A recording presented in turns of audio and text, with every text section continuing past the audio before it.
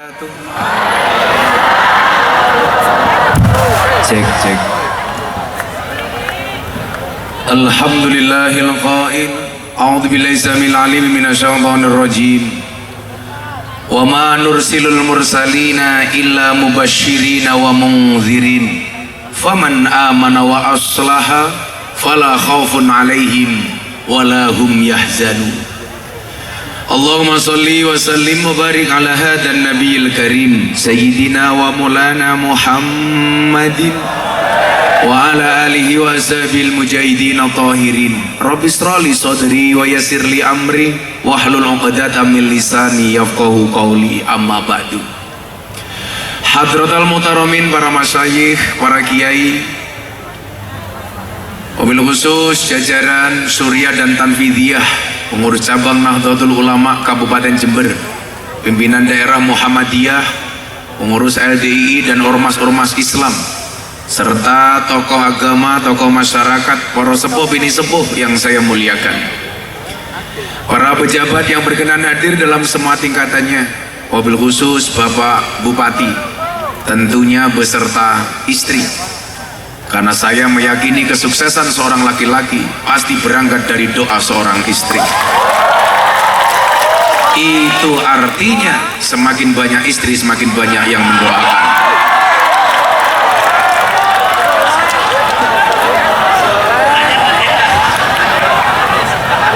Ketua Dewan, Bapak Kapolres, jajaran Forkompinda, nggak bahaya tak? Yang saya hormati, yang saya cintai, sahabat-sahabat Izhari, insya Allah besok kiai masuk surga yang awal Izhari karena kecintaannya kepada Nabi. Dan Bapak Ibu warga masyarakat Jember rahimakumullah, tuku lemper ning pasar Minggu, ada gajah minumnya susu. Hai orang Jember, apa kabarmu? Izinkan Gus Miftah mengucapkan I love you.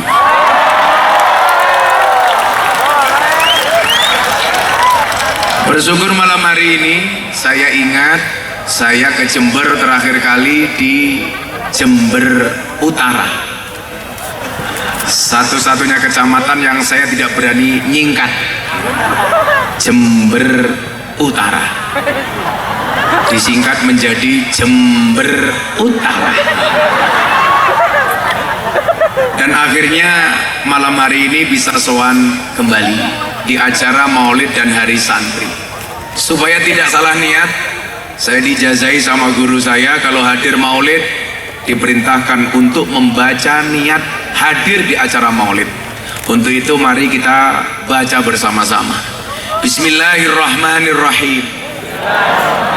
Nawaitu an ahduro al-maulida mislama nawabihi aslafuna salihun wa biniyati ta'zimi syahri wiladatin nabi sallallahu alaihi wasallam wa biniyati ziyadatil iman wat taqwa wal mahabbah wal qurbi ilallah wa ila rasuli sallallahu alaihi wasallam wa ila aslafina salihin.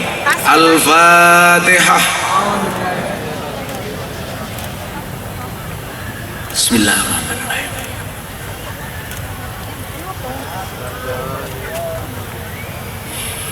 Bapak Ibu yang saya muliakan, di mana pentingnya nata niat.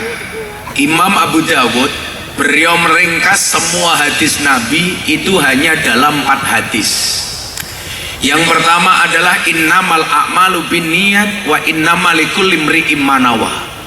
Yang kedua min husnil islamil mar'i tarkuhu ma la ya'nihi.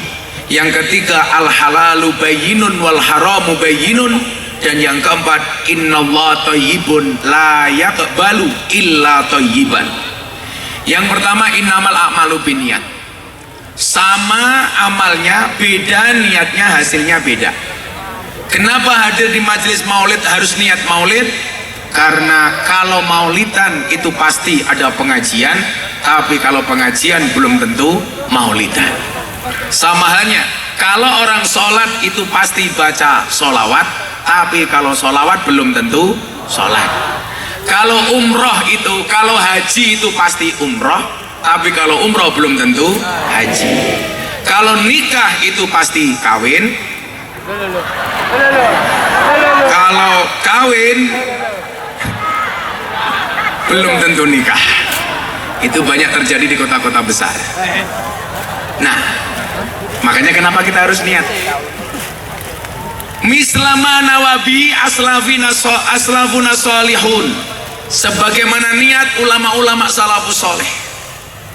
Saya sering bilang Pak Bupati, orang hidup itu hanya 3 N: niteni, neroke, nambai.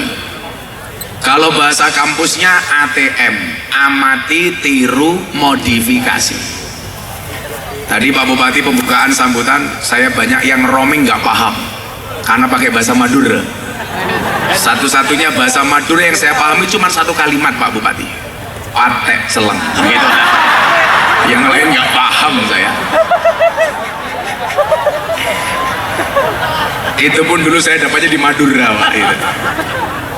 Iya, karena saya dulu pernah di-prank sama orang Madura, naik taksi, naik beca di Surabaya. Pas saya zaman masih ngaji di lokalisasi Doli. Saya turun dari bis mau ke Doli Pak, naik beca. Cak, saya mau ke Doli. Berapa? 50.000 waktu itu. Kok mahal banget Cak? Kan deket kelihatan. Agus, itu bintang juga kelihatan. Cangkeme wong Madura gitu. Itu bintang juga kelihatan. Emang Gus mau jalan ke sana katanya. Makanya kita kalau ngelawan orang Madura itu nggak ada menangnya, Pak. Nggak ada menangnya. Betul Bu? Nggak ada menangnya. Orang Madura kok dilawan. Gitu. Nggak mungkin kalah Pak. Gitu. Orang Madura itu kalahnya cuma 1. Kalau naik tentara atau polisi susah, karena berhitungnya nggak pernah benar. Kalau orang Jakarta, orang Jogja berhitung 1, 2, 3 masuk tentara. Orang Madura tuh 1 lah. Repot Pak itu. Nggak lolos Pak itu. Nggak lolos. Nah ibu yang saya muliakan, kenapa harus maulid? Ini kan acaranya 2 maulid sama hari santri. Satu ketika baginda Nabi Muhammad SAW pernah memberikan khutbah di acara pengajian yang besar. Pengajian zaman Nabi itu ada 2, halakoh sama jawiyah.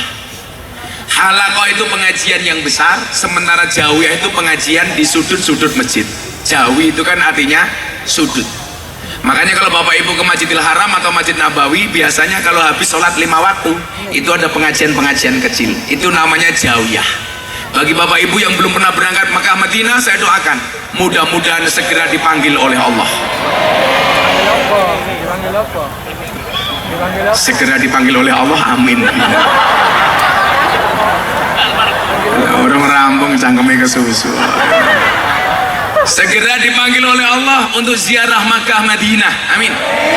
Santai saja, Allah tidak memanggil orang yang mampu, tetapi Allah akan memampukan orang yang terpanggil.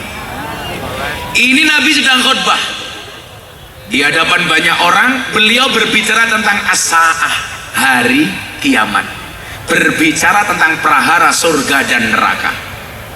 Saat beliau berkhutbah, ada orang Arab Badui memberikan somasi kepada Nabi.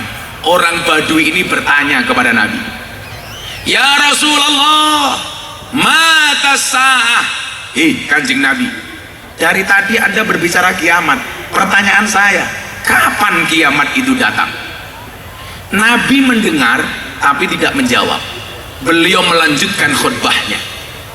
Di tengah-tengah beliau berkhutbah, Badui Arab ini teriak lebih kencang lagi, ya Rasulullah, mata sa'ah. Kanjeng Nabi, dari tadi Anda berbicara kiamat, kapan kiamat itu datang? Untungnya Pak Bupati, ini Baduinya masih sopan, memanggil Nabi dengan ya Rasulullah, tidak jangkar. Makanya kita diingatkan oleh Allah dalam Al-Quran, la taj'alu du'ar rasuli bainakum kadu'a ibadikum ba'do. Kita itu nggak boleh Jangkar bahasa Maduranya apa ya? Mapas. Makanya kenapa dalam hasanah Ahlussunnah wal Jamaah kita menggunakan Allahumma sholli ala Sayyidina Muhammad. Sekarang kita ngaturi Pak Bupati saja kalau sambutan, yang terhormat Bapak Bupati, Bapak Hendi, yang terhormat Bapak Kapolres. Masa dengan Kanjeng Nabi kok jangkar? Apalagi kalau Anda main ke keraton, Pak. Orang keraton tuh gelarnya subhanallah, GBPH, Gusti Bendoro Pangeran Haryo, KPH, Kanjeng Pangeran Haryo, KRMT, Kanjeng Raden Mas Tumenggung, ada lagi RM Raden Mas, BRAY Bendoro Raden Ayu. Kalau saya ini KSM Kiai Singgol Modot. Itu gelarnya luar biasa. Itu bentuk apa? Takdiman wa takriman wa mahabbatan. Mergo tresno. Allah itu memanggil nama Muhammad jangkar itu cuman sekali ketika ketemu di alam langit. Selebihnya beliau selalu memanggil dengan kalimat ya Rasulullah, ya Nabi Allah, ya Muzammil, ya Mudaththir, Yasin, Toha, dan lain sebagainya. Itu menunjukkan Allah ngajari sopan kepada kita. Makanya jangan jangkat. Tapi juga saya minta MC pengajian kalau manggil kiai itu jangan berlebih-lebihan. Kadang-kadang manggil kiai acara selanjutnya tausiah akan disampaikan oleh sahibul fadilah wal karomah. Itu bagi saya berlebih-lebihan, musrif. Karena nisbat satu-satunya sahibul fadilah wal karomah itu hanya Kanjeng Nabi. Kalau kiai nggak usah. Lagian saya nggak sepakat Pak Bupati, kiai disuruh ceramah menggunakan bahasa tausiah. Itu menurut saya lucu. Tausiah itu kan dari bahasa waso yuwasi tausiatan. Itu artinya memberi wasiat. Kalau ada MC cowok minta saya ceramah dengan menggunakan bahasa tausiah, saya curiga jangan-jangan MC-nya mendoakan saya cepat mati. Karena wasiat itu biasanya orang yang mau mati.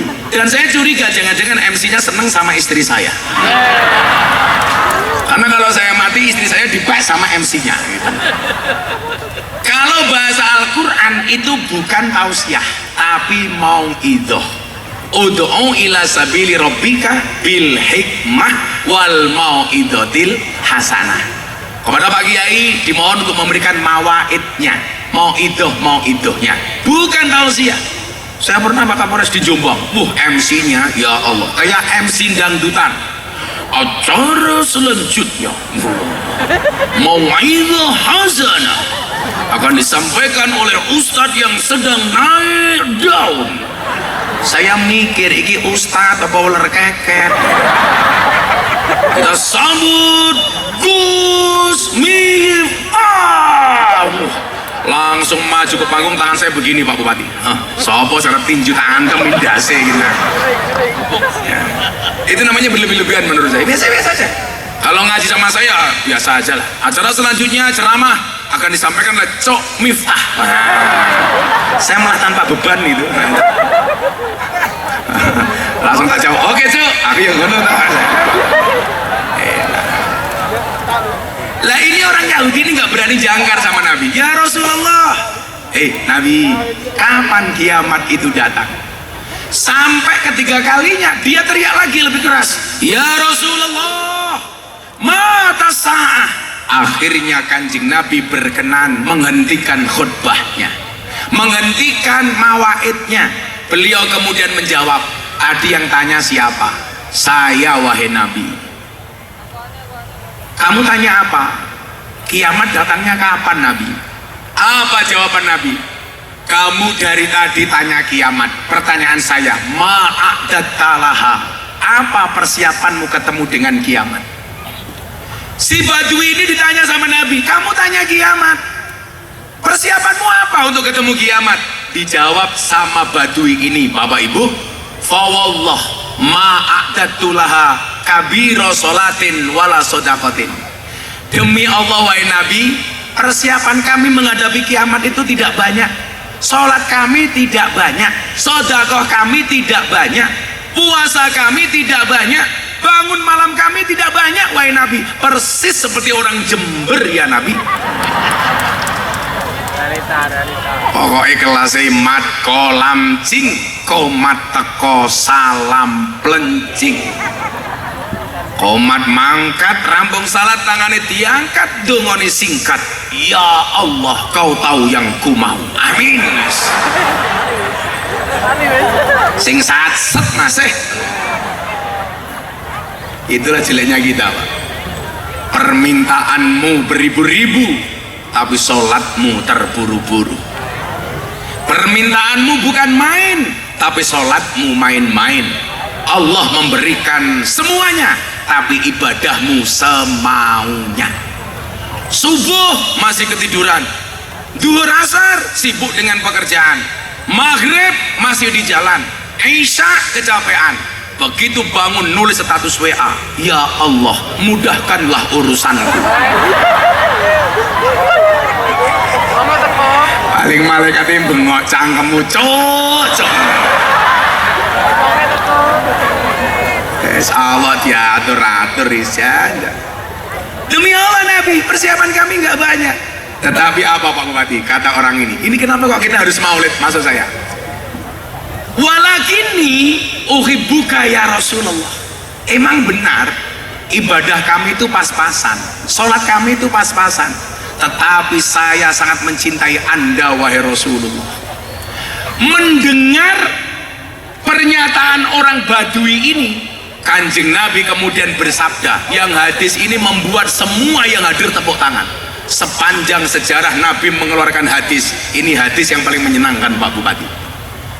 Apa kata Nabi? Begitu mendengar orang Badui mengatakan, walakinni uhibbuka ya Rasulullah, kami memang ibadahnya sedikit wahai Nabi, tetapi kami sangat mencintaimu wahai Nabi. Kemudian Nabi bersabda, almar'u ma'aman ahabba, seseorang itu besok di surga bersama orang-orang yang dicintainya.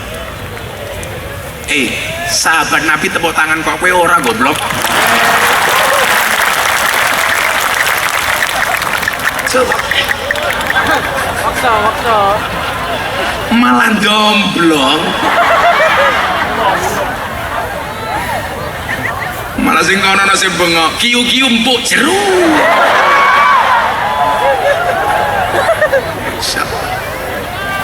Ini kan menjadi kabar gembira untuk kita Pak Bupati, yang ibadah kita pas-pasan, yang ibadah kita itu standar-standar saja, tetapi dengan rasa cinta itu mampu menghantarkan kita di surga bersama orang yang dicintainya. Bengok elek banget, malah kayak orang kesantet yuyu. Maka ibu bapak yang saya muliakan, kalau hitung-hitungan ibadah mungkin kita nggak pantas masuk surganya Allah, tetapi gara-gara Nabi mengatakan ini menjadi kabar baik bagi kita. Makanya kenapa Imam Syafi'i mengatakan uhibbus solihina walastu minhum la'alli an anala bihim syafa'ah. Saya mencintai orang soleh walaupun saya bukan orang soleh. Kenapa? La'alli an anala bihim syafa'ah. Saya berdoa berharap mudah-mudahan mendapatkan pertolongan dari orang soleh. Apalagi Pak kita cinta Nabi. Saya kasih cerita Bapak Ibu, saya punya penggemar di pedalaman Kalimantan. Anaknya hamil 3 bulan. Tiap malam kalau tidur ngelindur nyebut nama Gus Miftah. Kenapa? Setiap mau tidur pasti lihat YouTube, nyebut nama saya. Untung orang pedalaman Kalimantan Pak Bupati yang ngelindur. Coba kalau anak bupati cewek, kan dikira yang menghamili aku. Emangnya aku cowok apaan? Tadi Pak Bupati tanya, Gus Miftah kalau pergi sekali pulang berapa lama Gus? Saya minimal 10 hari baru pulang. Saya kemarin berangkat tanggal 14, baru besok pulang sampai Jogja tanggal 26. Jadi 12 hari. Jadi hidup saya itu apa-apa cukup Pak Bupati, kecuali satu, kelon.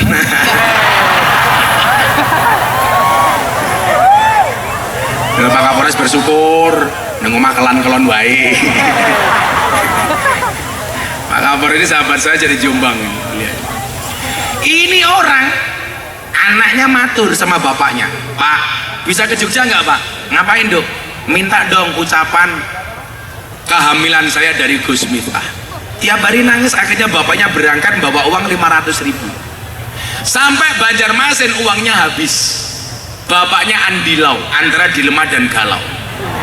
Mau pulang dimarahi sama anaknya, bablas ke Jogja nggak punya uang. Ternyata apa? Idza sodaqal azmu wa tuhassabil. Where there is a will, there is a way. Di mana ada kemauan, di situ ada jalan. Dia nunggu di pelabuhan, ada truk lewat. Ternyata bokong truknya ada gambarnya Gus Miftah. Karena saya dinobatkan oleh Muri, oleh Leprit sebagai selebritis yang paling banyak wajahnya dilukis di bokong truk. Termasuk mobil bokongnya mobil tangki sedot WC. Itu ada gambarnya. Ya mungkin wajah saya terlalu seksi lah gitu. Masa ini bokong mobil sedot WC barang. Kipas cangkem iki pas sedotane lho ini. Kurang ajar ya. Akhirnya sang bapak ini mendekati sopirnya. Pak, mau kemana? Saya mau pulang ke Magelang. Habis antar sayuran dari Banjarmasin. Saya mau pulang. Loh kenapa kok truknya digambari Gus Miftah? Saya jamaahnya Gus Miftah. Sopir truknya tanya, lah bapak mau kemana? Saya mau ke Jogja tapi nggak punya uang, uang saya habis. Apa kata sopirnya? Pak, kita sama-sama penggemarnya Gus Miftah. Bapak naik truk, saya antar ke pondoknya Gus Miftah. Raine Miftah we meneh syafaat gitu loh.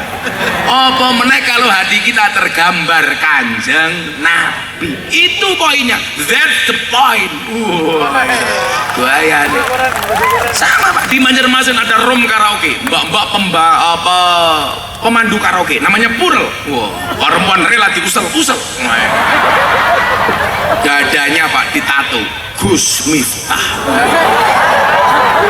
Saya di video call sama majikannya, Gus ada fan berat. Ternyata benar. Loh kenapa dada kamu tato? Kan dulu Gus Miftah pernah ceramah di Jogja, saya ikut di klub malam. Seseorang itu di hari kiamat akan bersama dengan orang-orang yang dicintainya. Mungkin kita tidak bisa bersama di dunia Gus, tapi saya yakin kita bisa bersama di akhirat. Iya. Pedih aku. Saya bilang sama mbaknya, Mbak, tato kamu itu bagus, tapi salahnya satu. Apa Gus? Kurang turun dikit. Kere itu. Bosok itu. Nah, artinya apa? Mahabbah itu menjadi jaminan. Makanya kenapa tadi niat kita itu maulid apa? Wa biniyati ta'dhimi syahri wiladatin nabi. Niatnya apa Pak? Memuliakan hari kelahiran Nabi. Abu Lahab saja yang jelas-jelas jeleknya dinas sama Al-Quran. Tabat syada Abi Lahab wa tab. Gara-gara dia bersuka cita dengan hari lahirnya Nabi, siksanya setiap hari Senin dikurangi oleh Allah. Bagaimana kalau hati kita ini mencintai Kanjeng Nabi, padahal kita pengikutnya Kanjeng Nabi? Ketika Siti Aminah melahirkan, cahaya dari rumah Siti Aminah tembus sampai langit, munawwarah bercahaya. Abu Lahab bertanya kepada pembantunya Suwaibah, itu cahaya apa wahai Suwaibah? Dulurmu nglahirke wahai Abu Lahab. Saking senengnya Suwaibah diminta datang ke rumahnya Siti Aminah. Hari itu Abu Lahab bikin kopi sendiri, bikin sarapan sendiri. Saking bahagianya Suwaibah dilepas dari hamba sahaya. Itu saja mendapatkan keberkahan dari Allah. Setiap hari Senin siksanya Abu Lahab dikurangi oleh Allah. Padahal bosoknya Abu Lahab itu dinas oleh Al-Quran. Lah bosoknya jenengan sing ngomong tanggane. Abu Lahab Allah Pak. Makanya ibu-ibu Jember kalau ada orang ngiri, kamu gak usah marah. Kalau ada orang ngiri, kamu nganan. No. Nanti lah pada ngiri tabrakan Pak gitu. Maklum lah, orang Jawa itu kan punya prinsip. Sing lakoni adem ayam, sing nyawang kakean betul Bu? Ya, siapa pelakunya? Ya yang teriak betul itu sendiri.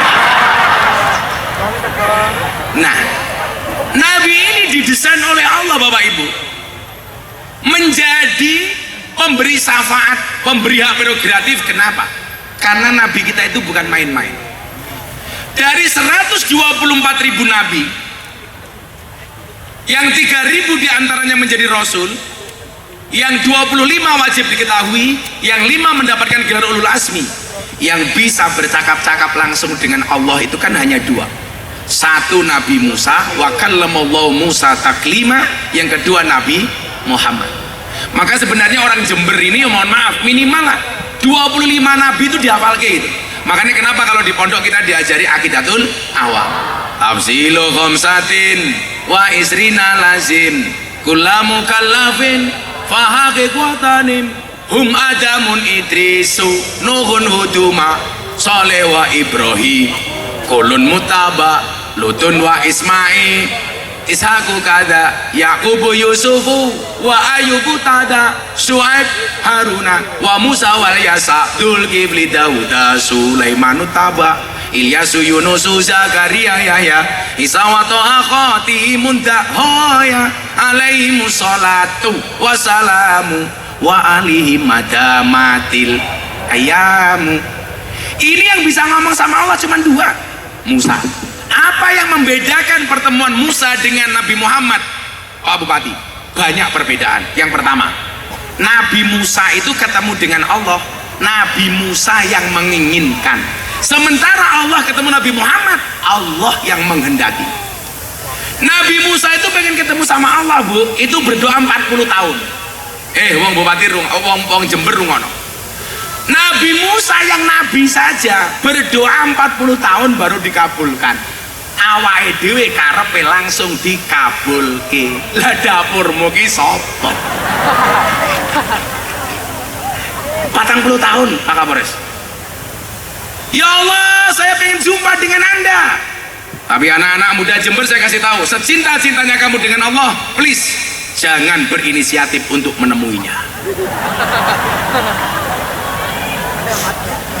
Bablas Pak.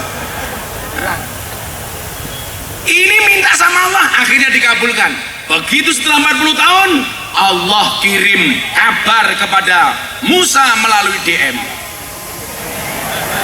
Musa, temui aku sekarang. Di mana Tuhan? Bukit Tursina. Nabi Musa lari ke Tursina. Begitu mau jumpa dengan Allah, Nabi Musa menggunakan sandal. Dan ternyata Allah katakan kepada Musa, copot sandalmu Musa. Kamu injak-injak bukit ini, karena bukit ini akan menjadi tempat yang suci, karena menjadi tempat pertemuanku dan pertemuan. Nabi Musa kon nyopot sandal. Ketika Nabi Muhammad SAW dikancani karo malaikat Jibril, beliau mengikuti jejaknya Musa, sandalnya dicopot. Allah katakan kepada Nabi Muhammad, Muhammad kekasihku, jangan kamu copot sandalmu. Kenapa? Langit pengen diinjak-injak olehmu, wahai Muhammad. Nabi Muhammad sandalnya wae terhormat, Pak. Mila saiki gua ya kiai iki lho, ya Allah, sandalnya yo munggah panggung tak kandhani itu. Ini Nabi Muhammad sandalnya nggak boleh dicopot, bro. Sandalnya saja terhormat. Kemudian perbedaan selanjutnya apa? Allah mempunyai 70.000 hijab. Ketika ketemu dengan Nabi Musa, hijabnya baru dibuka 1. Nabi Musa langsung terlempar dan terhempas, nggak kuat melihat nurnya Allah. Bahkan disebutkan dalam sejarah, dalam riwayat, ketika Nabi Musa terhempas, dia pingsan. Di jidatnya masih tersisa nurnya Allah. Ada orang melihat batuknya Nabi Musa langsung buta. Bagaimana dengan Nabi Muhammad? Begitu dia masuk, Nabi Muhammad bilang sama sahabatnya Jibril, Jibril, kamu saja yang terbuat dari cahaya, tidak mampu ketemu dengan Allah. Bagaimana dengan aku, wahai Jibril? Dijawab oleh malaikat Jibril, Muhammad kekasihku, saya memang terbuat dari cahaya, tapi bukan cahayanya Allah. Sementara engkau, wahai Muhammad, terbuat dari setengah cahayanya Allah. Jadi kalau saya ditanya, Gus, Nabi Muhammad itu full dari tanah? Enggak. Nabi Muhammad itu basarum mislukum, manusia seperti kita, tetapi disebutkan Muhammadun basyarun lakal basyar, manusia tapi enggak seperti manusia. Kenapa? Karena separuhnya cahayanya Allah. Maka Nabi Muhammad kenapa ketemu Allah kuat, ketemu dengan manusia juga bisa, karena tetap ada unsur tanah. Itulah kenapa Bapak Ibu, kalau Nabi Muhammad berjalan di siang hari ketemu dengan panas teriknya matahari, beliau selalu ditutupi awan di atas kepalanya. Kalau ibu-ibu pakai payung itu karena takut panas, karena takut bedaknya luntur. Loh, sekarang investasi terbesar perempuan itu Pak, itu wajah. Makanya ibu-ibu dari tadi kipas-kipas itu bukan karena takut panas, takut alisnya geledek. Saya kemarin pengajian di Surabaya punya temen orang Madura, alisnya Pak Bupati, subhanallah kayak celurit Pak. Ini Nabi tertutup awan, bukan karena Nabi takut panas, tetapi matahari yang malu bertemu dengan Nabi, karena cahaya matahari bisa hancur ketika harus bertemu langsung dengan cahayanya Nabi Muhammad SAW. Itulah kenapa kemudian Syekh Al-Barjaji mengatakan anta syamsun, anta badrun, anta nur, fauqa nur. Ini bukan manusia biasa, Bu. Makanya Habib Lutfi itu marah kalau ada orang menerjemahkan ana basaru mislukum, Kanjeng Nabi itu manusia biasa. Anda salah. Nabi Muhammad itu manusia biasa yang disifati dengan sifat yang luar biasa. Pertanyaannya, kenapa sisi kemanusiaan Nabi itu justru diperlihatkan? Karena Allah ingin memberikan pelajaran kepada kita. Hebatnya Nabi Muhammad bukan karena tingginya mukjizat, tetapi karena bagusnya akhlak. Berangkat dari pengalaman Nabi Isa. Nabi Isa itu Pak, itu Nabi yang diaudit sama Allah. Kenapa? Karena terlalu sakti. Tugasnya Nabi Isa itu ngajak umat untuk nyembah Allah. Gara-gara Nabi Isa terlalu sakti, salah kedaden, malah disembah dewe. Makanya Nabi Muhammad itu mukjizatnya biasa-biasa mawon. Bahkan sisi kemanusiaannya ditampakkan di hadapan orang.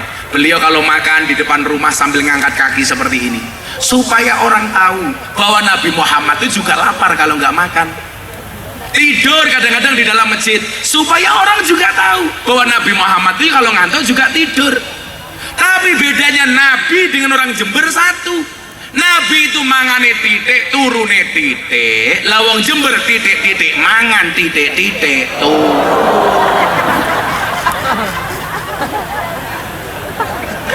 Angelnya di situ itu. Makanya Kanjeng Nabi itu saya Pak Bupati, karena pola makannya diatur. Beliau juga makan tapi diatur. Nahnu qaumun la nakul hatta naju wa idza kana lam nasba. Kami adalah kaum yang belum makan sehingga kami lapar. Sudah berhenti makan sebelum kenyang. Makanya kenapa posturnya Kanjeng Nabi itu gagah, dada bidang, perut rata. Sama dengan Pak Bupati, perutnya rata, rata-rata lemak.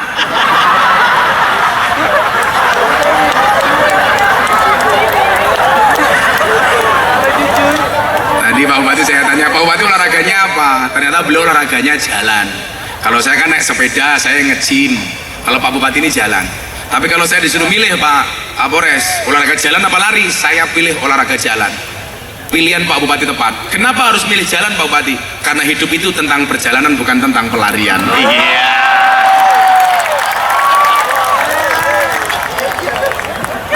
Kalau saya olahraganya sepedaan, Pak Kapolres tahu. Cuman saya mengimbau Bapak Ibu yang suka sepedaan, tetap berhati-hatilah di jalan.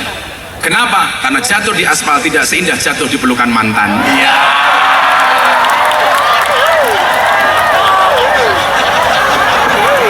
Sangel, angel.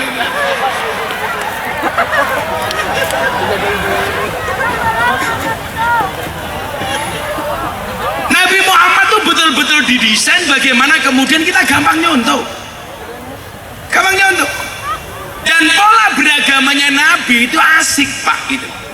Makanya kenapa tadi dalam surat Al-An'am ayat 48 saya bacakan satu ayat.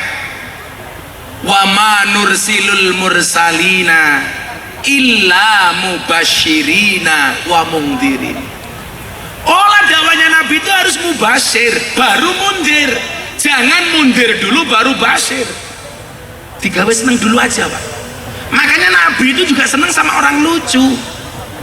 Siapa? Nuaiman. Sahabatnya Nabi yang paling lucu, bahkan paling coro bahasanya orang Jember apa? Paling gateli.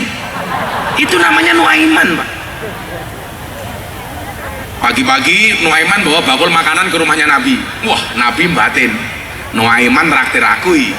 Begitu makan kenyang, Nuaiman pergi. Ditegur sama Nabi, Nuaiman, kok nggak kamu bayar? Apa jawaban Nuaiman? Apa yo pantes, masa umat bayari Kanjeng Nabi. Dan Nabi nggak marah, Pak, senyum. Nabi sedih karena sifat manusia biasa punya rasa sedih, Pak. Nabi Muhammad pernah bersedih. Tapi yang membedakan antara kita orang Jember sama Nabi satu, Nabi itu kalau senang ngomong, kalau susah diam. Kalau orang Jember sebaliknya, kalau senang meneng, kalau susah ngomong. Biasanya jilbabnya coklat.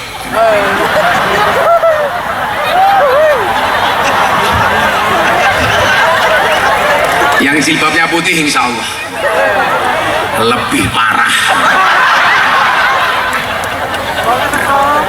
Nabi itu susah. Siapa bilang Nabi gak pernah susah? Istrinya meninggal Siti Khadijah ya susah, pamannya meninggal susah, kalah perang di Uhud susah. Ini menunjukkan Nabi juga manusia biasa dengan sifat yang luar biasa. Nuaiman itu berusaha bagaimana membuat bahagia Nabi. Nuaiman ingat, Nabi itu paling seneng makan daging kambing.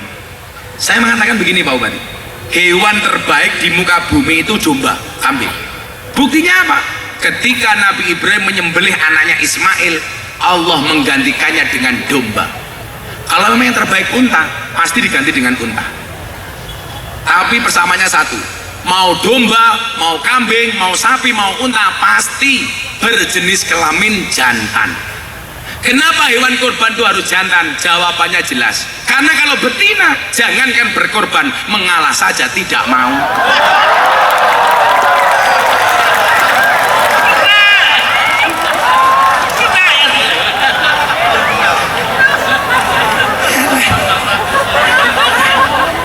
Jangankan awakmu caki sehari Kapolres gitu leh lah neng kantor galake kaya ngopo neng omah ketemu bojone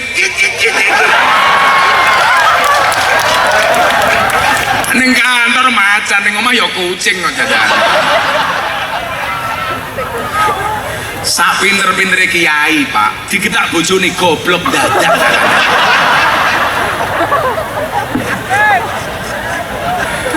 Klaster manusia terkuat di muka bumi adalah emak-emak. Mama itu bisa Pak melakukan satu waktu melakukan banyak aktivitas. Sikile ngepel, tangannya rajang-rajang, nyambi nyusoni anaknya, cangkeme karo ngomeli bojone itu. Itu multitasking bahasa Inggrisnya itu. Multi talent pokoknya. Wah bisa. Dan saya mencatat perempuan itu karakternya satu, kalau disakiti nggak pernah lupa, kalau menyakiti nggak pernah ingat. Itulah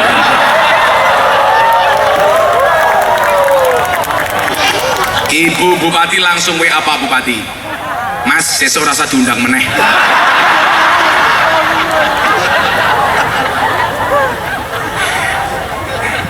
Itu yang saya ceritakan Bupati sana Bu, Bupati sini insya Allah lah. Oh tenang.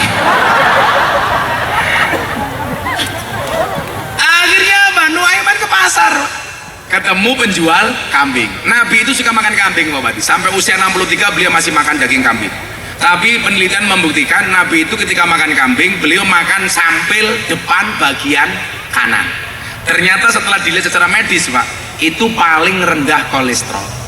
Tapi ya gue bocah isari nggak usah gaya. Besok akikoh di suku kambing, ini kaki depan apa bukan? Ya cangkemmu ambareng badok kayak kakak. Dadak takon.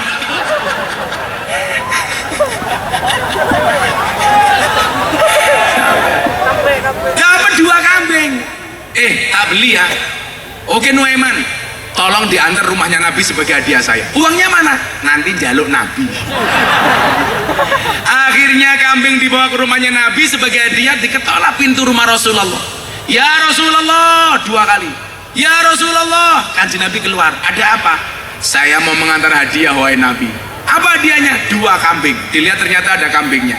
Nabi tanya, ini hadiah dari siapa? Dari sahabatmu Nuaiman wahai Nabi. Nabi seneng langsung tersenyum, kemudian dibawa masuk. Begitu kambingnya dibawa masuk, bakulnya nggak pergi-pergi. Kan si Nabi tanya, kok kamu nggak pergi-pergi? Kan belum dibayar. Itu Nuaiman.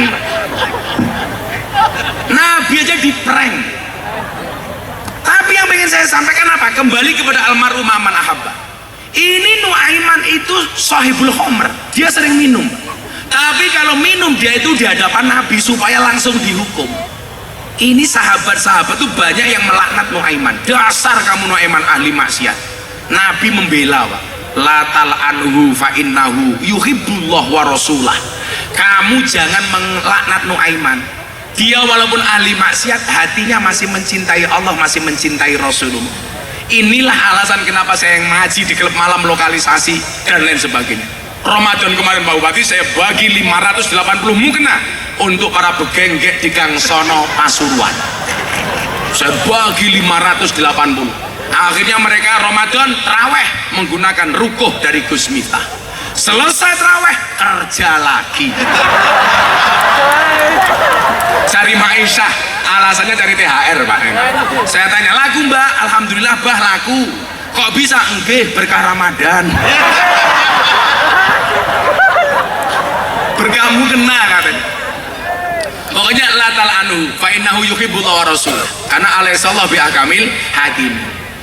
Yang pengen saya sampaikan apa? Kenapa kok hari ini kita harus cinta sama Nabi? Ketika Nuaiman mati, Nabi dikabari, Nabi, Nuaiman mati Nabi. Nabi sedih Pak. Beliau yang berkenan datang ke rumah Nuaiman, kemudian memandikan jenazah Nuaiman, mengkafankan, mensolatkan, bahkan menguburkan. Kulit yang tersentuh dengan kulitnya Nabi haram tersentuh panasnya api neraka. Masya Allah, ini hanya modal cinta. Dibawa ke makam, begitu selesai dikuburkan, Nabi mengatakan kepada sahabat yang lain, tolong semuanya pulang. Nabi nggak pulang, nggak.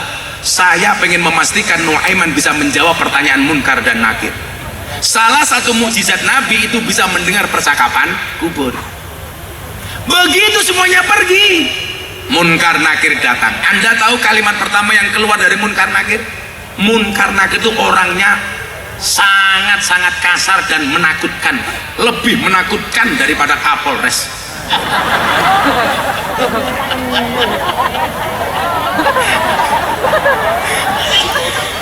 Begitu datang Munkar Nakir bilang apa? Assalamualaikum ya ahlal jannah. Keselamatan bagimu wahai calon penghuni surga. Kepada Nuaiman. Singkat cerita, Nuaiman mulai diinterogasi sama Munkar Nakir. Nabi mendengarkan di atas, ya Nuaiman, man rabbuka, siapa Tuhan? Dengan mantap Nuaiman menjawab, Allahu Rabbi, Allah Tuhanku. Ditanya yang kedua, Nuaiman, man nabiyuka, siapa nabimu? Apa jawaban Nuaiman? Ini pertanyaannya nggak salah tah. Kok saya ditakoni sopo nabiku? Munkar Nakir itu kan letterlock. Yang namanya malaikat itu kan nggak bisa berdebat Pak. SOP gitu, prosedur gitu. Kembali bertanya dengan agak keras, Nuaiman, man nabiyuka, nabimu sapa? Nuaiman jawab lagi, takonmu rasa salah toh Cok, ngono kuwi bisa. Sampai yang ketiga kalinya Nuaiman suaranya kencang Pak, ya Nuaiman, man nabiyuka. Apa jawaban Nuaiman? Jangan keras-keras, orangnya masih di atas itu loh.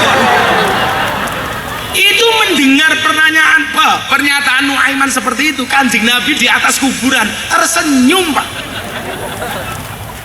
Mendengar dialognya Nuaiman sama Munkar Nakir, bahkan Nuaiman mampu membuat tersenyum Nabi di saat dia sudah berada di liang kubur. Masya Allah, itu saja menjadi jaminan surga bagi Nuaiman. Makanya kalau kiai sarannya begini, saya kayak Pak Buya Said ini, Le, kowe iki ngopo? Kok ngajimu mau gawe nyenengke? Buya, siji saya itu nggak ngalim. Kalau saya tidak bisa memukau orang dengan kealiman saya, minimal orang terpukau dengan kebodohan saya. Terus ngopo Le? Yang kedua, dawe iki jelas kok Buya, yasiru walatu asyiru basyiru walatu nafir. Umat kuwi digawe seneng. Kalau Nuaiman bisa masuk surga karena bisa membuat senang Nabi, Saya hanya berusaha membuat senang umat Kanjeng Nabi. Bukankah Nabi sangat mencintai umatnya? Begitu beliau mau meninggal, yang dipanggil bukan istrinya, bukan anaknya, tapi ummati, ummati, ummati, ummati. Seolah-olah Nabi ingin mengatakan, saya gak ikhlas, gak ridho kalau umatku masuk neraka. Saya gak terima kalau umat saya tersiksa. Saya gak terima kalau umat saya menderita. Sama dengan kiai sekarang Pak yang nyalek. Begitu pemilu, ummati, ummati, ummati, ummati, aku mau nyalek, coblosan aku, ummati.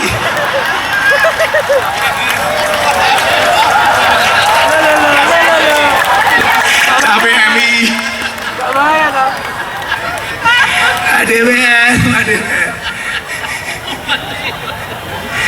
ummati, ojo lali aku nomor siji, ummati.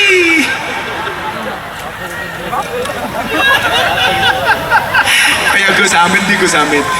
Ummati, aku bangun masjid, semene endi ummati. Ya Allah, ini rasa cinta. Lah Nabi mengelolanya mubasyir, dibuat seneng. Makanya birokrasi di Jember, apalagi Jember apa mau Jember jembatan menuju barokah. Barokah itu artinya ziyadatus sa'adah wal mahabbah. Harus nambah rasa cintanya, harus nambah rasa bahagianya. Jadi kalau warga Jember datang ke kantor bupati kok tersenyum, biti binafsin, full senyum, berarti bupati ini sukses. Bahagia, bahagia rakyatnya, bahagia bupatinya. Masuk kantor polisi kok full senyum, berarti hebat Kapolresnya. Kan slogannya polisi jelas kok, melayani, melindungi, mengayomi. Melayani ya harus full senyum. Bagaimana pelayanan yang full senyum? Dibuat birokrasi yang sesimpel mungkin. Contoh, pembuatan SIM.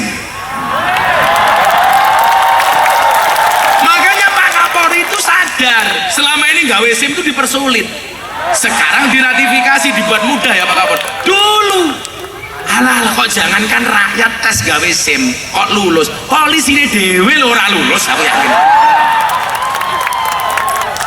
Yang namanya orang jalan itu kan beloknya cuma dua Pak Bupati, kalau nggak ke kanan kiri. Gawe SIM ke tes ya Allah, kaya wong nguyuh gawe angka 8 Pak.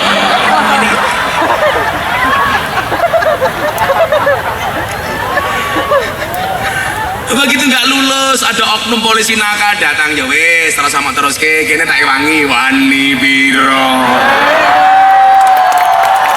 Yang merusak itu. Makanya Pak Kapolri sadar selama ini terjadi banyak praktek pelanggaran gara-gara tes SIM yang susah. Sama Pak Kapolri dirubah sekarang sama Pak Sigit. Maka saya bilang kemarin ketemu Pak Sigit terakhir, polisi saya ke sapi ndak. Kemarin jatuh sampai 20% tingkat kepercayaan masyarakat, sekarang 78%. Oh itu polisi sekarang. Yang rusak citra polisi itu menurut saya cuma satu, polisi Cilukba. Lampu merah belok kiri, kita terus ngeng moro-moro. Iya. Lihat yo, mesti kurang ajar yang lihat. Lah sampai orang sing ngono Jember awas kowe ya. Karena saya dulu pernah naik motor, ini edukasi lampu merah ya. Yang namanya lampu merah itu belok kiri itu ada beberapa opsi Pak Kapolres ya. Yang pertama, turn left go ahead, belok kiri jalan terus. Yang kedua, mutlak ikuti lampu merah. Yang ketiga, kalau hijau baru jalan. Lah saya turn left go ahead, belok kiri jalan terus. Aku maku ngoeng, dicegat. Iya. Tak buka helmku. Oh Gus Miftah, matane aku yang ngono. Sengit aku. Nah kalau Pak Kapolres, orang tilang itu ada undang-undangnya, ada tata caranya. Nggak boleh delik-delik. Harus dikasih plang. Berapa meter Pak Kapolres? Sudah nggak ada. Nggak ada. Sekarang malah udah nggak ada operasi. Nah, digital loh ya, digital. Oh, berarti si ono oknum ya. Kecuali yang melawan arus nggak pakai helm. Oh yang ngono aku ben ketemu kancaku Madura, Pak Bupati. Wis gerenan. Ora gelem nganggo helm, pakai peci yang tinggi kayak bakul sate itu. Lampu merah bablas, cegat sama Pak polisi. Ono. Wonge teko. Dhuwur gitu kan. Lampu merah bablas, cegat sama polisi di Jogja. Ini bakul sate di Jogja kan, bakul orang Madura. Berhenti Pak, Anda melanggar lampu merah. Lampu merah itu bid'ah Pak, begitu bilang. Nah kenapa Cak? Zaman Nabi nggak ada lampu merah deh. Akhirnya dia ditilang, satu karena nggak bawa SIM, nomor dua lampu merah, nomor tiga nggak bawa helm. Ini teman saya Madura ngeyel. Kalau saya ditilang gara-gara lampu merah, saya setuju. Kalau saya ditilang gara-gara nggak bawa SIM, saya setuju. Tapi kalau saya ditilang gara-gara nggak pakai helm, saya nggak setuju. Kenapa Cak? Saya mau tanya. Helm itu fungsinya apa? Untuk menjaga keselamatan Cak. Nah, berarti kalau pakai helm dijamin selamat. Ya nggak begitu juga Cak. Orang Madura dilawan Pak itu loh. Akhirnya dia bilang, sekarang dites saja Pak polisi. Tes bagaimana Cak? Lebih kuat mana peci saya apa helmnya? Caranya bagaimana Cak? Gampang, helmnya dibanting, peci saya dibanting. Yang pecah yang mana? Madura. Ya sing pecah ya helmnya goblok.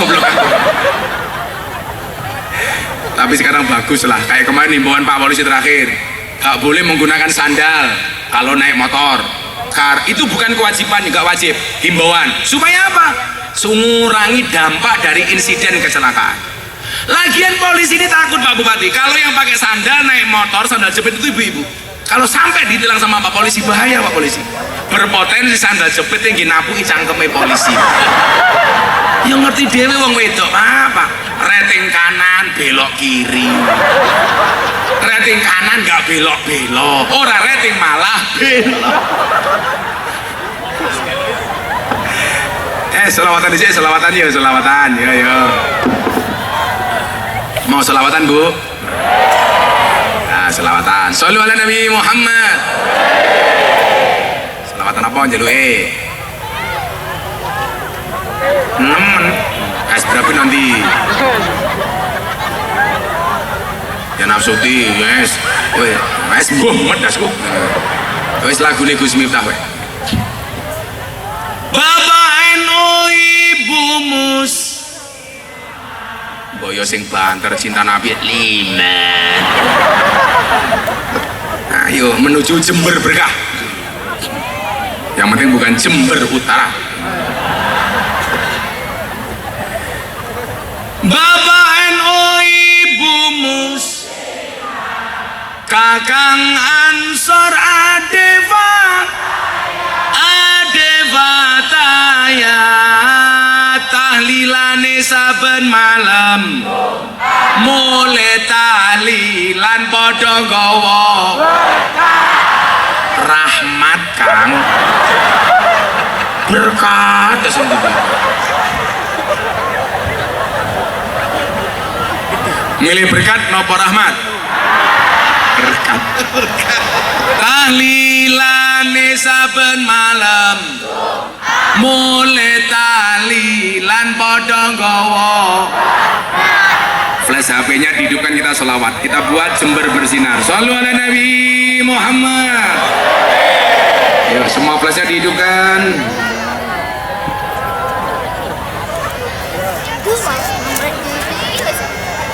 Semuanya diangkat. Mereka putih obat mereka. Utara. Ya, semua diangkat. Digerakkan ke utara bareng-bareng. Salatullah salamullah ala toha Rasulillah. Salatullah salamullah ala yasin habibillah. Salatullah salamullah ala yasin habibillah. Ada NU, ada Muhammadiyah, ada Muslimat, ada IC,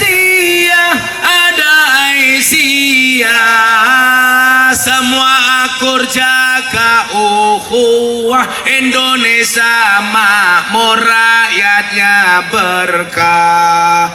Semua akur jaga ukhuwah, Indonesia makmur rakyatnya berkah. Salatullah ala Toha Rasulillah, salatullah salamullah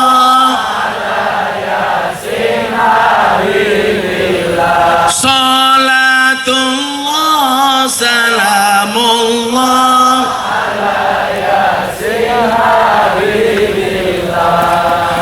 Minum kopi rasanya nikmat, makan lemper minumnya kelapa.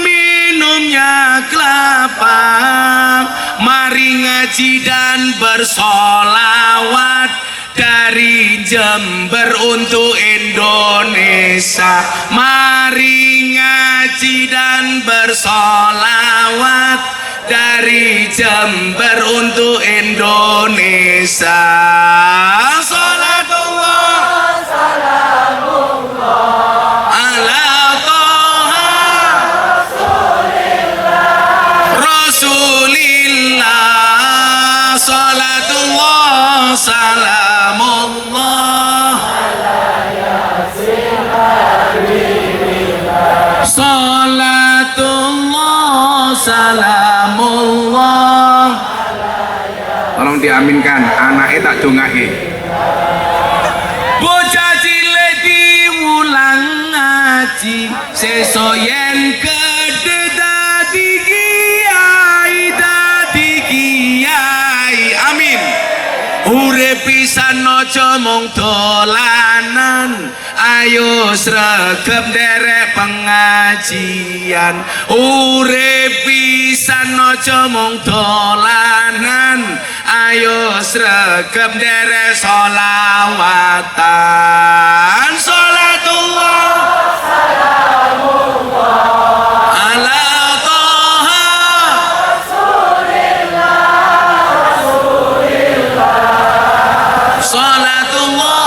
salamullah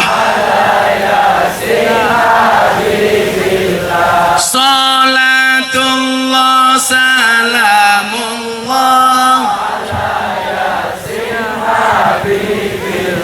Sallu ala Nabi Muhammad. Alhamdulillah. Lina nasi tanggul langin, aku ngaji panas rono kipas angin.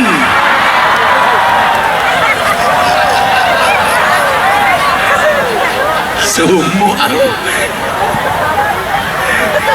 lali le.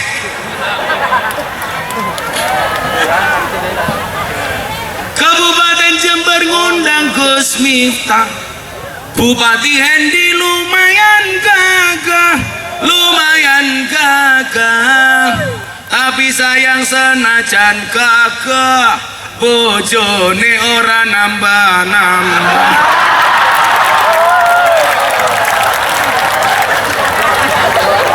Aman Bu, santai aja Bu. Mas Hendi itu kayak saya Bu, kelasnya mau kayak tikus. Maksudnya apa? Melebu metu lenge mong siji.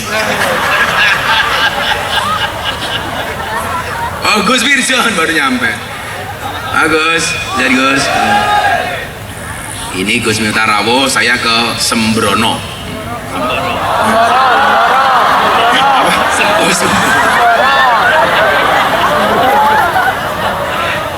Sekarang apa Gus? Lanjut delete meneh. 2 menit lagi lah.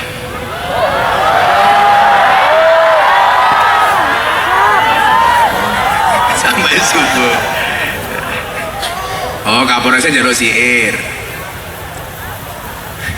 Kabupaten Jember ngundang Gus Miftah, Pak Kapolresnya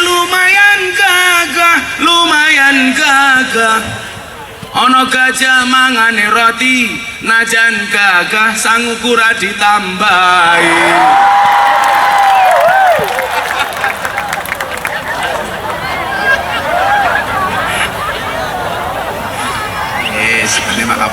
Santai bro, Kapoldane adalah koncoku Pak Imam Sugiyanto. Dulu Kapolda Jogja, sekarang jadi Kapolda Jawa Timur. Ini mau masuk baru, ganti Pak Tony. Lah Pak Bupati Jember mana kayak Pak Tony ya? Kayak Kapolda sekarang, gila. Perutnya sama-sama besar. Saya tadi pas makan sama Bupati bilang, saya dulu juga sempat gemuk kayak Pak Bupati, bahkan lebih gemuk saya dulu 108 kilo. Hidup saya berubah total gara-gara saya membaca Sirah Nabawiyah kesehatan Kanjeng Nabi. Nomor 2, ada penelitian di rumah sakit Jogja, cowok itu kalau perutnya besar biasanya burungnya kecil. Biasanya ini nggak biasa kan? Nggak biasa.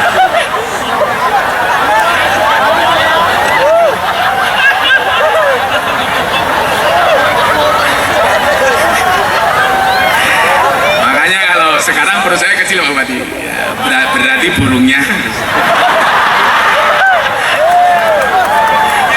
dulunya juga kecil, malah sepil. Wa ma nursilul mursalina illa mubasirina wa mungdirin. Lah, kemudian dilanjutkan ayat ini, faman amana wa aslaha. Lah santri NU itu karakternya harus amanah wa aslah. Siji kudu duweni iman, nomor loro wa aslaha, islah membaikkan.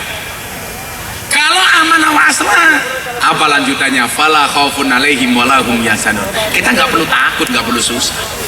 Santri kok susah? Kayak santri modalnya cuma sarung. Jangan lihat sarungnya tapi lihat ilmunya goblok. Ilmunya. Jelas kok hayatul fata wallahu bil ilmi wattuqa. Pemuda itu yang punya ilmu, yang punya takwa. Makanya kan kita diingatkan, ini peringatan untuk kita semuanya. Fasadun kabirun alimun mutahatikun wakbaru minhu jahilun mutanasikun. Ini yang rusak. Orang pinter sing keminter, orang goblok yang sok tahu. Solusinya apa? Solusinya alimun. Alimun amilun, orang berilmu yang mengamalkan ilmunya. Atau kalau kita merasa bodoh ya jahilun muta'alim, yang goblok yang mau belajar. Maka saya bilang sama adik-adikku Jember, nah ingat ya, orang yang terus belajar akan menjadi pemilik masa depan, tapi orang yang berhenti belajar akan menjadi pemilik masa lalu. Iya, saya itu dikatakan Badim Yati Rois Al-Fadil wal Fadilah, bapaknya Gus Alam. Dulu ketika dibilang Miftah itu goblok, iya saya bilang, tapi Mbah Dim itu belani saya apa? 5.000-an. Beliau mengatakan qalilum minal yakin khairum min katsirin minal ilmi wal amal. Yang saya miliki itu minimalis tapi hasilnya maksimalis. Banyak hari ini yang justru alim, pinter tapi hasilnya tidak maksimal. Kalau kayak Gus Baha itu pinter maksimal. Kalau kayak Miftah itu goblok tapi maksimal. Gitu. Loh, saya elek-elek Pak, sampai hari ini sudah mengislamkan orang 350 orang. Itu kalau ditinjau dari ilmu saya nggak mungkin Pak, hai hata. Tapi nyatanya Allah ngersakit. Kemampuannya minimalis tapi hasilnya maksimalis. Itu jauh lebih bagus daripada kemampuannya maksimalis tapi hasilnya minimalis. Maka dulu saya bilang, ketika ada orang lain menertawakan kegagalanmu, maka kamu harus bisa menertawakan mereka dengan kesuksesanmu.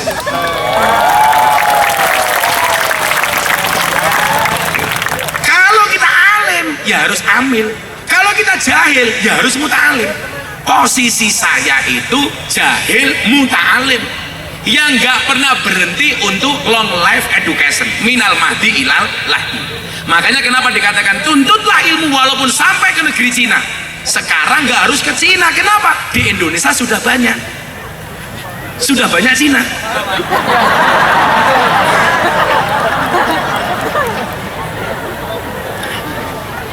Saya kan jamaah saya Cina banyak, Gus Birjon, Pak Bupati. Dulu Gus Dur pernah guyon. Ini guyonnya di hadapan teman-teman Cina.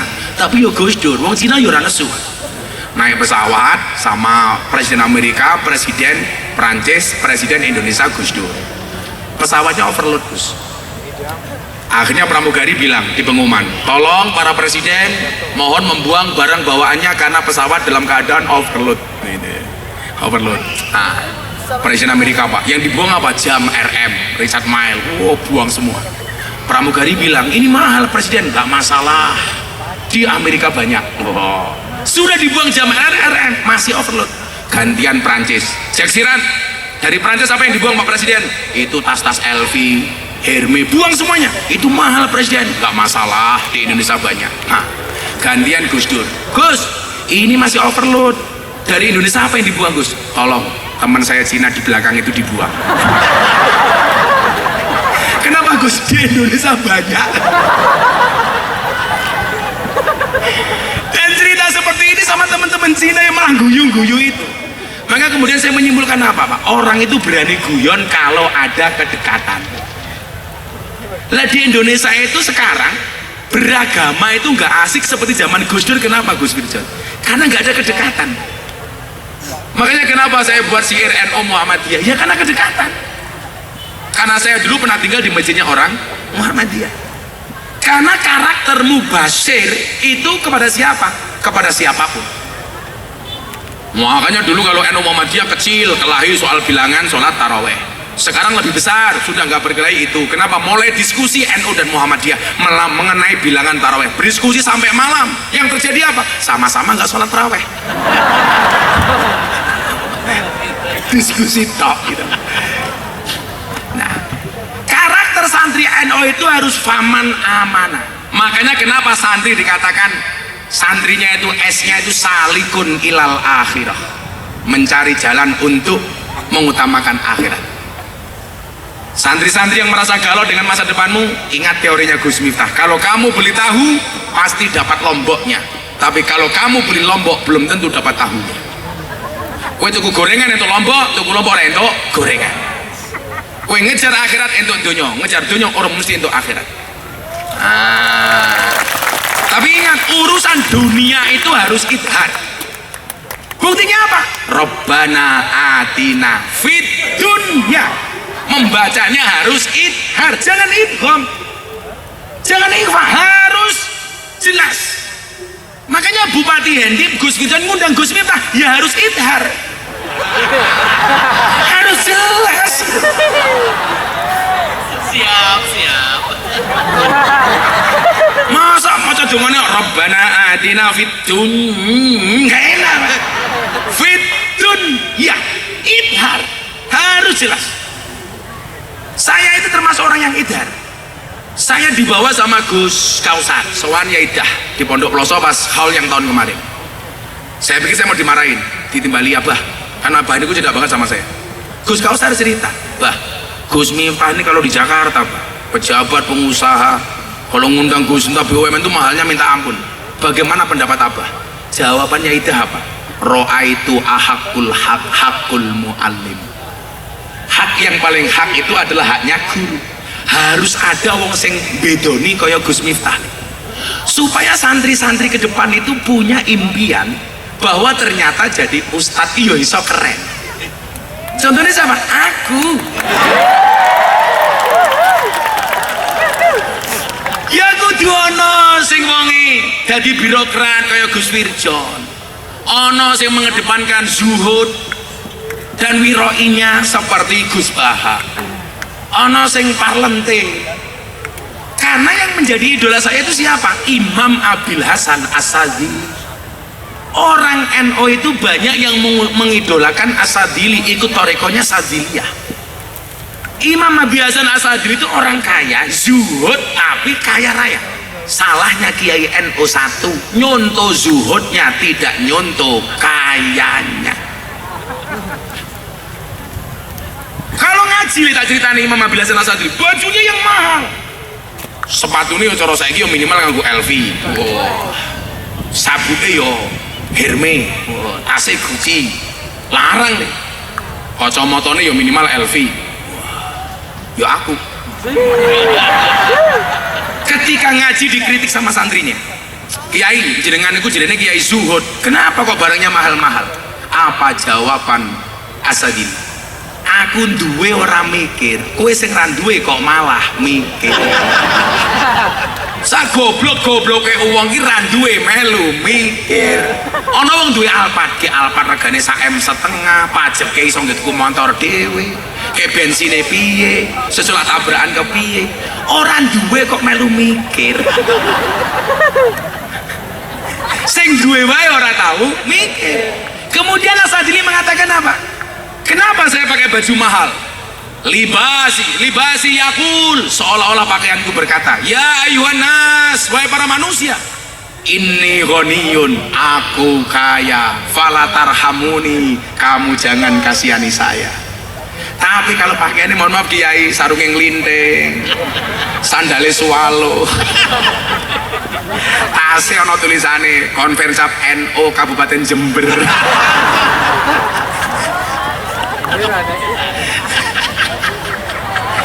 Gak bahaya tak itu? Oke, jadi kan refleksi dari santri bahwa santri itu harus keren.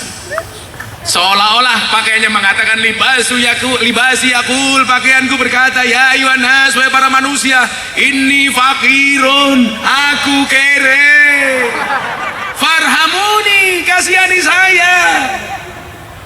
Maksud saya apa? Harus ada yang mengambil, ya coro khawarik zaman saya gini yang ini gitu. Harus berani tampil beda. Makanya kenapa artis-artis itu banyak yang nyaman dengan saya. Falikulli syai'in maziyah, semua orang itu punya kelebihan masing-masing. Falikulli syai'in pak-pakun, semuanya punya pak-pak masing-masing. Ya. Saya itu paling gak suka Gus Firjon. Sekarang penyakitnya umat, penyakitnya santri itu satu, suka membanding-bandingkan kiai. Aku seneng karo Gus iki, aku rada seneng karo Gus Kai. Aku seneng karo kiai iki, nggak seneng sama kiai Kai. Seneng karo Habib iki, nggak seneng karo Habib Kai. Kita itu bukan Gus kok ngerasani Gus, bukan kiai kok ngerasani kiai, dudu Habib kok ngerasani Habib, kan pekok gitu loh. Semuanya punya kelebihan le. Kayak santri menjadi wakil bupati kayak Gus Firjon, ini menjadi harapan ar-roja. Ibnu Athaillah mengatakan apa? Mal farqu bainar roja wal umniyah. Apa bedanya antara harapan dan angan-angan? Ar-roja ma qaranau amalun wa illa fa huwa umniyatun. Yang namanya harapan itu satu keinginan yang disertai dengan ikhtiar amal dan perbuatan. Wa illa, kalau ada keinginan nggak ada ikhtiar, fa huwa umniyah. Itulah yang namanya angan-angan taman. Lah, kalau ada kiai menjadi wakil bupati seperti Gus Firjon, orang akhirnya bisa mikir Pak En. Oh, ternyata santri itu bisa jadi apapun. Santri bisa jadi presiden, Gus Dur. Santri bisa jadi gubernur, Bu Khofifah. Santri bisa menjadi wakil bupati, Gus Firjon. Santri bisa menjadi kiai viral. Sopo? Aku.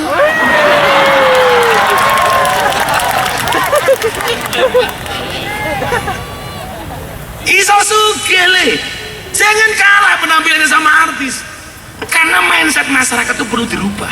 Lah sing ngomong Gus Ba, mboten pas. Lah sing ngomong kula pas. Lah ono artis tumpake mobil api, orang akan mengatakan, "Sopo sing numpak mobil api?" Pantes Ahmad Dhani artis. Wah. Tapi kalau ada kiai tumpake mobil api kadang-kadang dirasani, kiainya berlebih-lebihan. Artis jalo hotel kamarnya sing apik, Pak. Yo maklum artis. Kalau kiai, hubud dunia, cangkeme gitu. Ini kan nggak fair Pak itu. Kalau keadaannya seperti itu, anak-anak Indonesia selamanya akan bercita-cita ingin menjadi artis, pengen jadi kiai. Saya pernah diundang sama pengusaha batubara Pak. Saya kon ngaji 1 jam, artis nyanyi 4 lagu. Artis yang disangoni 150 juta, saya disangoni separuh, tak balik ya Pak. Pak, tak balik ya. Loh napa Gus? Sampean ki lucu. Artis mau nyanyi dangdut 4 lagu tok, buka titik jos. Kuwi larang Pak. Kuwi ngundang kiai nggih pencitraan, moralitas membangun anak bangsa. Mau regani sakarepmu dhewe. Kalau seperti ini adik-adik saya besok nggak mau jadi artis, nggak mau jadi kiai, maunya jadi artis dangdut. Ngomong nyanyi tak ngamangan jaluk ngopi miring apa jengking ngono larang kok. Kiai dukun dialil hayatul fata wallah bil ilmi wat tuqa. Wah, ngono kok murah iki lho gitu. Ya padha karo Bupati Jember murah ditawar iki lho.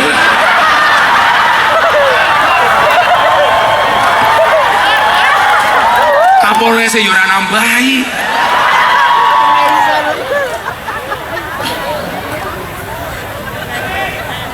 Makanya definisi zuhud itu adalah kamu boleh punya dunia tapi jangan diatur oleh dunia. Kamu boleh punya dunia tapi jangan cinta dengan dunia. Imam Malik itu kudanya 100, Pak. Kalau mau ngaji itu menyisihkan sekian waktu untuk milih kuda mana yang mau dipakai. Itu Imam Malik. Penampilannya parlenting. Sehingga apa? Umat itu memandang, oh kiai ini keren. Gitu. Sehingga santri-santri kita Pak ning pondok ki ya ayem.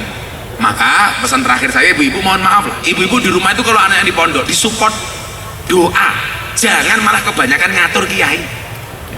Anak yang pondok diseneni karo kiai kayak kemarin, anak disuruh sekolah, disuruh sholat di masjid, ditegur, malah dilapor ke polisi, dituntut 50 juta.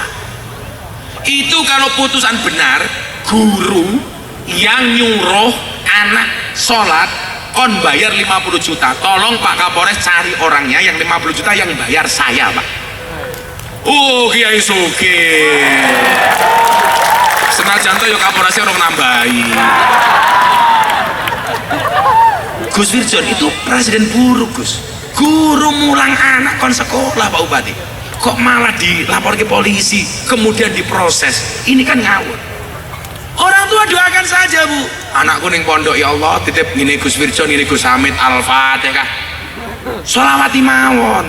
Anak itu turu cekal sirahe sholawati. Allahumma sholli ala sayyidina Muhammad, muga-muga anakku soleh ya Allah. Al-Fatihah. Mandi Al-Fatihah tu liman quri'at lahu. Ibu-ibu juga begitu, bapak-bapak. Dia bojo cangkeme cerewet turu cekal cangkeme. Proses, nggak usah berorientasi kepada hasil. Fokuslah kepada proses, jangan berorientasi kepada hasil. Karena Allah mewajibkan kita untuk berproses, tidak mewajibkan kita untuk berhasil. Mondok sing tenanan, soal sesuk dadi apa urusane Gusti Allah. Hasbi Rabbi Jalallah.